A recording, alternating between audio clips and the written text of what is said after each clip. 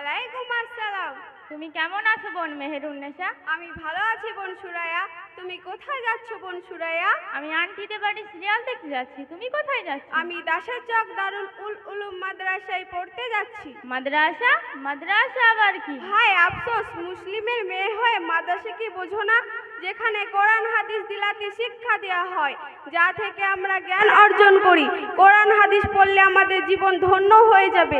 এই জন্য আল্লাহ তাআলা আমাদের জান্নাত দান করবেন।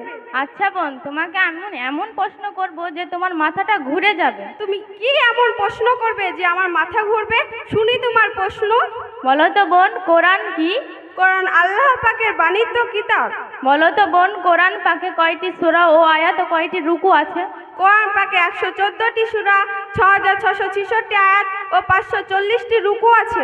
আচ্ছা বেশ, তোমাকে নবী করিম সাল্লাল্লাহু সাল্লাম সম্পর্কে কিছু প্রশ্ন করব, উত্তর দিতে পারবে? কিছু কেন, যত খুশি প্রশ্ন করো, উত্তর দিয়ে দিব ইনশাআল্লাহ। বলো তো বোন, হাদিস কাকে বলে? নবী করিম সাল্লাল্লাহু সাল্লামের মুখে বাণী ও তার কার্যকলাপের নামই হাদিস। বলো তো বোন, নবী করিম সাল্লাল্লাহু সাল্লামের কয়টি পুত্র সন্তান ও কয়টি কন্যা সন্তান ছিল?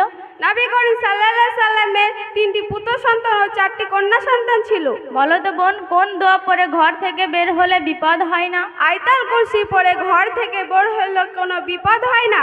বলো তো বোন, কে পিতামাতা ছাড়া সৃষ্টি হয়েছিলেন? হযরত মুহাম্মদ সাল্লাল্লাহু সাল্লাম পিতামাতা ছাড়া সৃষ্টি হয়েছে।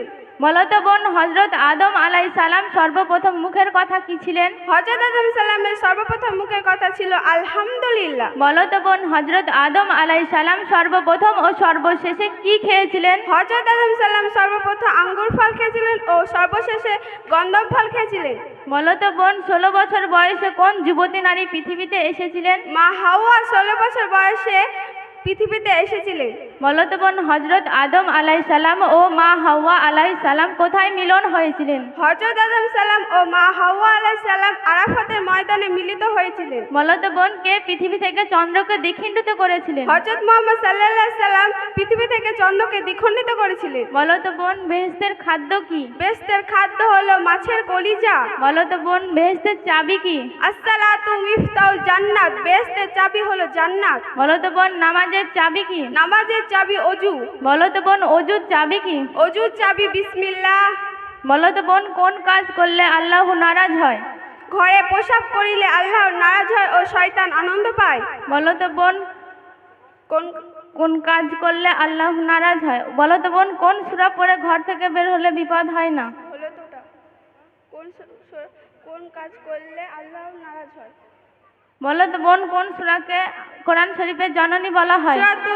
সূরাতুল ফাতিহাকে কোরআন শরীফের জননী বলা হয়। বলো তো বোন, কোন সূরায় বিসমিল্লাহ নাই? সূরা তাওবায় বিসমিল্লাহ নেই। আচ্ছা ঠিক আছে বোন, তোমার কাছ থেকে আমি অনেক কিছু শিক্ষা পেলাম। কাল থেকে আমিও মাদ্রাসায় পড়তে যাব। আমি আর আন্টিদের বাড়ি সিরিয়াল দেখতে যাব না।